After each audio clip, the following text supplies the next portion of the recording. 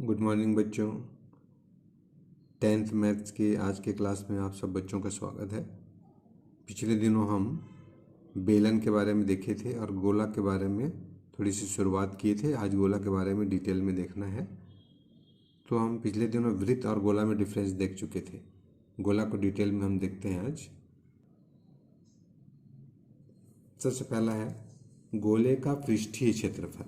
पृष्ठीय क्षेत्रफल मतलब गोले का पृष्ठ, गोले का सतह। जैसे हम कल्पना करते हैं गोल सेव की, तो जो सेव का छिलका वाला भाग है, सेव का जो ऊपरी भाग है यानी कि छिलका वाला भाग, उस छिलके को, इस छिलके के क्षेत्रफल को हम बोलते हैं पृष्ठीय क्षेत्रफल। और वो सेव जितना स्थान घेर रहा है वो कहलाता है आयतन। तो उसका पृष्ठीय क्षेत्रफल निकालते हैं सूत्र 4 पाई आर स्क्वायर से। पृष्ठीय क्षेत्रफल का सूत्र होता है 4 पाई आर स्क्वायर और गोले का आयतन निकालने का सूत्र है 4/3 पाई आर क्यूब। ये दोनों सूत्रों से संबंधित आपको गोले से संबंधित क्वेश्चन पूछा जाएगा, तो ये दोनों सूत्र आपको याद रखना है। प्रश्नावली 4 का एक क्वेश्चन है बच्चों। दूसरा क्वेश्चन यहाँ दिया हुआ है, एक ग्लोब का व्यास 14 सेंटीमीटर है। आपको पता है कि ग्लोब कैसा होता है, गोलाकार। पूरे विश्व का मानचित्र एक गोले में प्रदर्शित होता है, जो आप देखे हो स्कूल में। उसका व्यास दे दिया है 14 सेंटीमीटर, लेकिन हमको व्यास नहीं चाहिए, हमको तो गोले का त्रिज्या चाहिए। तो व्यास दिया है तो कोई बात नहीं, व्यास का आधा क्या होता है, त्रिज्या। तो आपको डायरेक्ट त्रिज्या दिया रहेगा तो अच्छी बात है, व्यास दिया है तो भी आप त्रिज्या निकाल सकते हैं। पृष्ठीय क्षेत्रफल ज्ञात कीजिए एवं आयतन भी ज्ञात कीजिए। हमको गोले का दोनों ज्ञात करने के लिए कहा गया है, पृष्ठीय क्षेत्रफल एवं आयतन, और दोनों के लिए आपको त्रिज्या चाहिए। तो देखते हैं आगे। हम दिया है गोले का व्यास बराबर 14 सेंटीमीटर, लेकिन हमें चाहिए त्रिज्या। तो त्रिज्या बराबर होता है व्यास का आधा, यानी कि व्यास बटा 2, यानी कि 14/2। तो 14/2 कटाएंगे तो क्या होगा, 7। तो त्रिज्या आपको दिया है, समझ जाइए, 7 सेंटीमीटर। ठीक है। अब आप पृष्ठीय क्षेत्रफल आयतन निकाल सकते हो। तो आप दोनों सूत्रों को जान चुके हो, आप पृष्ठीय क्षेत्रफल और आयतन, उसकी सहायता से हम दोनों निकालते हैं। गोले का पृष्ठीय क्षेत्रफल होता है 4 पाई आर स्क्वायर। तो यहाँ पर हम 4 का 4, पाई का मान होता है 22/7, आर का वर्ग यानी कि 7 का वर्ग यानी कि 7 × 7। तो एक 7 कट गया, बचा 4, 22 और 7, तीनों को गुणा कर देंगे तो वो मिल जाएगा आपको क्षेत्रफल। गुणा करने पर प्राप्त होगा 616 वर्ग सेंटीमीटर, क्योंकि क्षेत्रफल है मतलब यहाँ वर्ग लगेगा, इकाई में वर्ग सेंटीमीटर। अब हम निकालेंगे आयतन। गोले का आयतन होता है बच्चों 4/3 पाई आर का घात 3। तो फिर हम निकाल लेते हैं ये 4/3 का 4/3, पाई का मान रख देते हैं 22/7, आर का घात 3 यानी कि 7 का घात 3। तो 7 का घात 3 यानी 7 × 7 × 7, एक 7 कट गया, ऊपर में बचा 4, 22, 7 और 7। इस चारों को गुणा करेंगे, ऊपर में लिखेंगे, नीचे में केवल बचा 3। तो प्राप्त होगा हमको, तो इनको गुणा करने पर प्राप्त होता है 4312 ऊपर में बट्टे 3। आयतन है इसलिए घन सेंटीमीटर। अगर 3 से कटेगा तो कटा देना है। तो हम देखते हैं कि 3 से नहीं कटेगा, भाग करके आप दशमलव में भी दिखा सकते हैं या यहाँ तक भी रोक सकते हैं, आपको पूरा नंबर मिलेगा।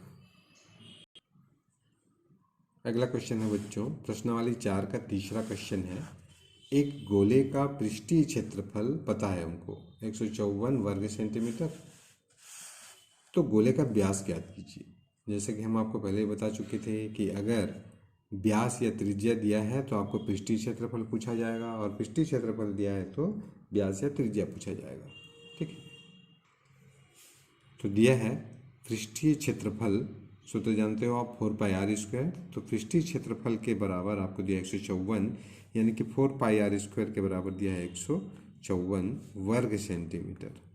अब इसकी सहायता से आप क्या निकालोगे, जैसे कि आप पहले भी बेलन में निकाल चुके हो त्रिज्या, यहाँ से त्रिज्या निकलेगा और त्रिज्या का डबल क्या होता है व्यास, तो वहाँ से आप व्यास प्राप्त कर सकते हो। तो अगला हम निकालते हैं त्रिज्या। तो यहाँ मान रखते हैं 4 का 4, पाई का मान 22/7, आर स्क्वायर का आर स्क्वायर, 154 का 154। अब आर स्क्वायर निकालेंगे तो बाकी सभी चीज़ों को ट्रांसफ़र करेंगे इधर।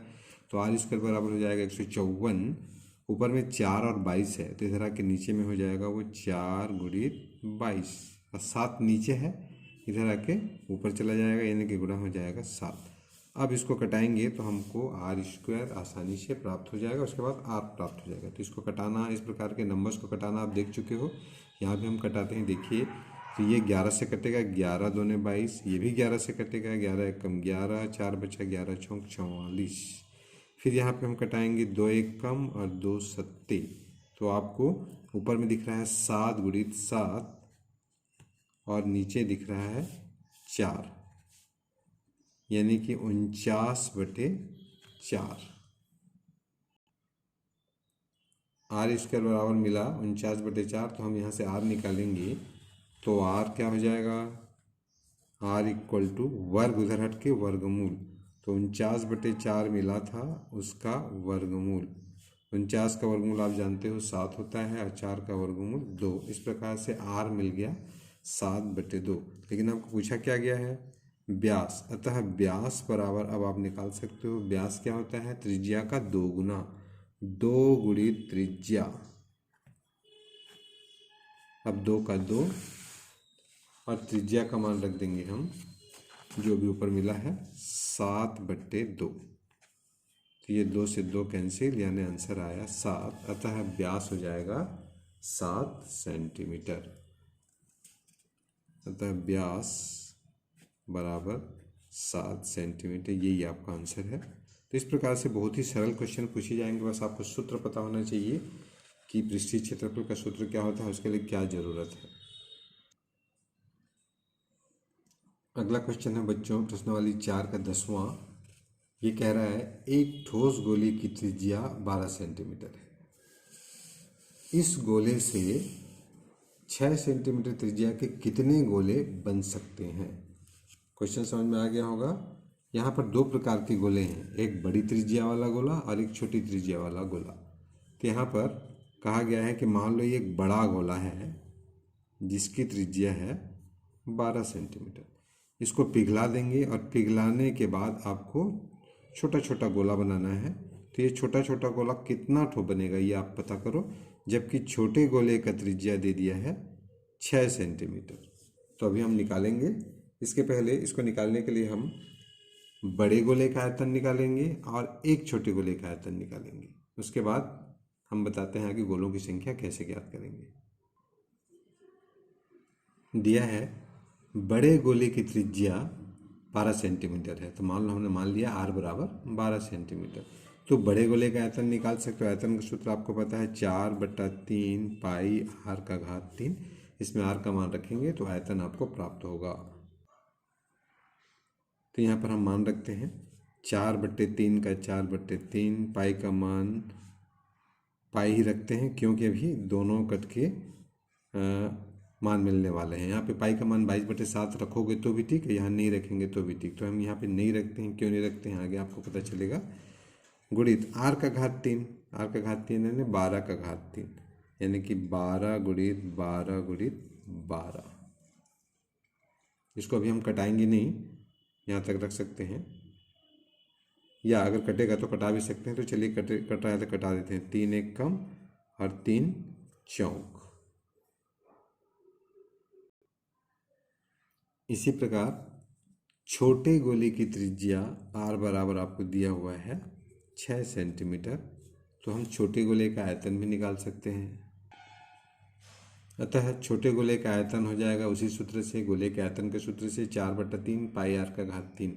अब छोटे गोले की त्रिज्या आर का मान रख देंगे 6, तो 4/3 का 4/3, पाई को हम नहीं रखते हैं मान, पाई ही रखते हैं। आर का घात 3 यानी यहाँ पे आर का मान 6 है, तो 6 का घात 3 यानी कि 6 गुणित 6 गुणित 6। यहाँ भी 3 से कट जा रहा है तो कटा देंगे, जब कोई क्वेश्चन में नहीं कटेगा तो आप ऐसे ही रखोगे। तो यहाँ कट रहा है 3 एक कम 3 दूने। अब हम गोले की संख्या, छोटे गोले की संख्या निकाल सकते हैं। तो बड़े गोले को पिघला करके हम छोटा छोटा गोला बनाएंगे तो स्पष्ट है कि बहुत सारे छोटे गोले बनेंगे, तो उसकी कितनी संख्या ये आपको पता करना है। तो उसका सूत्र होता है छोटे गोले की संख्या बराबर जिसको पिघला रहे हो उसका आयतन ऊपर और जो एक छोटा सा बना रहे हो गोला उसका आयतन नीचे। मतलब सूत्र क्या होता है, बड़े गोले का आयतन बटे एक छोटे गोले का आयतन। आपको कितने सारे छोटे गोले बनेंगे ये निकालना है, तो उसमें से एक ठो गोले का आयतन नीचे लिखना है। ठीक है, तो जिसको पिघला रहे हैं वो ऊपर रहेगा, मतलब बड़े गोले को पिघला रहे हो आप तो बड़े गोले का आयतन ऊपर रहेगा, और जो बना रहे हो छोटा छोटा उसमें से एक का आयतन यानी कि एक छोटे गोले का आयतन, तो आपको छोटे गोले की संख्या प्राप्त हो जाएगी। तो ये सूत्र आपको याद रखना है। अब इसमें हम मान रख देते हैं दोनों का। ऊपर हम देख चुके हैं कि बड़े गोले का आयतन 4 गुणित पाई गुणित 4 गुणित 12 बचा था, और छोटे गोले का आयतन जैसे ऊपर में दिख रहा है ये 4 गुणित पाई गुणित 2 गुणित 6 तो ये नीचे रख दिया हम एक छोटे गोले का आयतन 4 गुणित पाई गुणित 2 गुणित 6। यहाँ पे देखिए अगर हम पाई का मान रखते 22/7 तो ऊपर भी 22/7 होता, नीचे भी 22/7 होता, तो 22/7 से कट जाता, इसलिए हमने वहाँ पे पाई का मान नहीं रखा है, क्योंकि यहाँ पे आखिर कटेगा ही, रखोगे तो भी कटेगा, नहीं रखेंगे तो भी कट रहा है। तो 4 से 4 भी कट गया, पाई से पाई भी कट गया, इनको कटाएंगे तो देखो 6 1 कम 6 दूने 6 1 कम 6 दूने 2 1 कम 2 दूने, तो टोटल कितने चीज़ दिख रहे हैं, नीचे में सब कट गया, ऊपर में बचा 2 गुणित 2 गुणित 2 3 बार, तो 2 गुणित 2 गुणित 2 आपको पता है, तो 2 दूने 4 4 दूने 8 यानी कि 8 गोले बनेंगे। हम उस बड़े गोले को पिघलाएंगे और छोटा छोटा गोला बनाएंगे तो 8 गोले बनेंगे। तो ये आपको पूछा गया था कि कितने गोले बनेंगे। अगला एक महत्वपूर्ण एग्जाम्पल है बच्चों, उदाहरण नंबर 10। इसमें कहा गया है कि 2 सेंटीमीटर त्रिज्या वाले 64 गोलियों को, मतलब 64 तो छोटे छोटे गोले हैं 2-2 सेंटीमीटर त्रिज्या वाले को पिघलाकर, उन सब छोटे गोले को पिघलाकर एक बड़ा गोला बनाया गया। अभी जस्ट इसके पहले वाले क्वेश्चन का उल्टा है, वहाँ पे क्या था, एक बड़ा गोला था और पिघला करके कुछ छोटे छोटे गोले बनाए थे हम। अब यहाँ पे उसका उल्टा है, कुछ छोटे छोटे गोले हैं 64 ठो, उसको पिघला करके एक बड़ा गोला बना देंगे, तो बड़े गोले की त्रिज्या क्या होगी ये पूछा गया है। तो बड़े गोले की त्रिज्या ज्ञात कीजिए, तो जस्ट उसका उल्टा है, ध्यान देंगे थोड़ा, चित्र से समझते हैं। ये कुछ छोटे छोटे गोले हैं 64 ठो, इन सबको पिघला दिए तो स्पष्ट है कि एक बड़ा गोला बनेगा, पिघला करके मिला देंगे तो उस बड़े गोले की त्रिज्या आपको पूछा गया। तो मान लो बड़े गोले की त्रिज्या बड़ा आर मान लिए हम, और इस आर का मान निकालना है। अब क्वेश्चन में दिया क्या है उसको देखते हैं। दिया है बच्चों एक गोली यानी कि छोटी वाली गोली, एक गोली की त्रिज्या क्वेश्चन में दिया है 2 सेंटीमीटर, तो उसने हमको मान लिया हमने स्मॉल आर बराबर 2 सेंटीमीटर। अब उस एक छोटी गोली का आयतन निकालेंगे। एक छोटे गोले का आयतन बराबर, सूत्र पता है आपको गोले के आयतन का 4/3 पाई आर का घात 3। एक गोले का आयतन जब इतना है तो 64 छोटे गोले का आयतन, अतः 64 छोटे गोले का आयतन बराबर एक गोले का आयतन जितना था उसमें 64 का गुणा कर देंगे तो 64 छोटे गोले का आयतन निकल आएगा। तो एक गोले का आयतन क्या निकाले हो आप, 4/3 पाई आर का घात 3, इसमें 64 का गुणा कर देंगे तो 64 गुणित 4/3 पाई आर का घात 3, ये 64 छोटे गोले का आयतन हो गया ये। अब ये 64 से कटता तो कटाते, यहाँ पे हम नहीं कट रहे हैं तो इतना ही रखते हैं।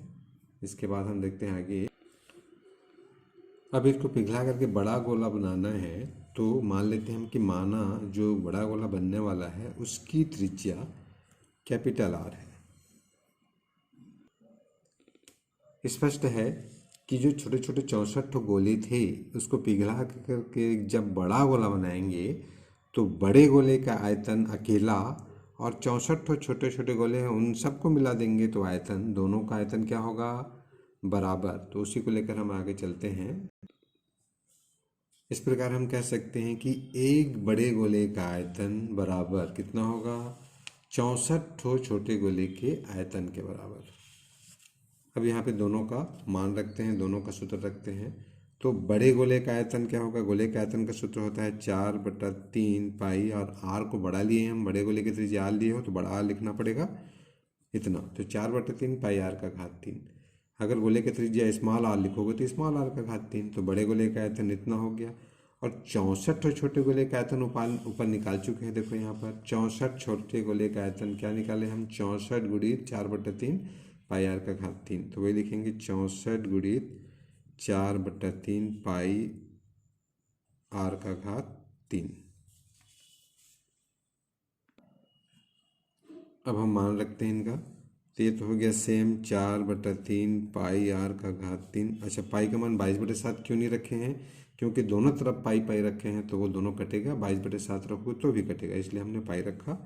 इक्वल टू 64 गुणित 4/3 पाई आर का घात 3, छोटे गोले की त्रिज्या, और छोटे गोले की त्रिज्या तो क्वेश्चन में दी है 2 है, तो 2 का घात 3, यानी कि 2 गुणित 2 गुणित 2। अब इसको कटाएंगे तो आपको कैपिटल आर का मान मिल जाएगा। कैसे कटेगा देखिए, इधर से 4/3, ये भी 4/3 से कट गया, इधर का पाई पाई से भी कट गया, इधर बचा कैपिटल आर का घात 3, इधर बचा 64 और 2 और 2 और 2, इन सब को गुणा करेंगे तो आपको मिलेगा 512। ठीक है, आप गुणा करके देख सकते हैं, इन सबको गुणा करेंगे तो 512। ठीक है, या अगर गुणा करके नहीं निकालना चाहते तो 64 का गुणनखंड तोड़ दो, तो 64 का गुणनखंड होगा 6 ठो 2, तो 1 2 3 4 5 और ये 6, 3 है 3 6, और 3 पहले से था 2। तो इस प्रकार से 2 की संख्या कितनी हो गई? आर का घात 3। यहाँ पर 2 की संख्या कितनी हो गई? 1 2 3 4 5 6 7 8 9। ठीक है, तो इसको भी हम किसी न किसी के घात 3 बनाएंगे, तो इसको हम क्या लिख सकते हैं? सोचिए, चूंकि लेफ्ट साइड में घात 3 है, मतलब 3 3 का जोड़ा बनाना है, तो ये देखो, ये 3 का जोड़ा बन गया, ये 3 का जोड़ा बन गया, ये 3 का जोड़ा बन गया, तो इसको हम क्या लिख सकते हैं? 2 का घात 3। इस 3 और 2 को क्या लिख सकते हो? 2 का घात 3। इसको भी लिख सकते हैं 2 का घात 3। अब r का घात 3 बराबर, ये जो तीनों में घात 3 घात 3 घात 3 है, इसको मैं कोष्टक के बाहर कर दिया। यहाँ पे देखिए, घात 3 घात 3 घात 3 का बाहर, तो अंदर में क्या बचेगा? 2 गुणित 2 गुणित 2, यानी कि r का घात 3 बराबर 2 दूने 4 4 दूने 8, 8 का घात 3। तो घात 3 दोनों तरफ से कैंसल, तो ये आपको मिलेगा r का मान 8। यानी कि बड़े गोले की त्रिज्या आपको पूछा गया था, तो बड़े गोले की त्रिज्या कितनी होगी? 8 सेंटीमीटर। ये भी एक महत्वपूर्ण क्वेश्चन है। तो बच्चों, जितना भी क्वेश्चन यहाँ पे आपको वीडियो में बताया जा रहा है, सेलेक्टेड एग्जाम्पल और एक्सरसाइज, वो सब कभी न कभी एग्जाम में आ चुके हैं, उनकी प्रैक्टिस अच्छे से करनी है आपको। तो इस प्रकार गोले से भी हम कुछ क्वेश्चन देख लिए। अब आप बाकी क्वेश्चनों को गोले का प्रैक्टिस करना है आपको। ठीक है, जो भी क्वेश्चन में डाउट हो वो आप पूछोगे। तो इस प्रकार से आपका ये 15 अध्याय खत्म। अध्याय 15, ठोस आकृतियों का क्षेत्रफल एवं आयतन। उसके अंतर्गत आप 3 चीज़ पढ़े हो बस, घन घनाभ, दूसरा बेलन और तीसरा गोला। इस तीनों से रिलेटेड क्वेश्चन आएगा। तो अब आप इस चैप्टर के असाइनमेंट के क्वेश्चन भी आप बना सकते हो। ठीक है, तो ओके, आज के लिए इतना। थैंक्स।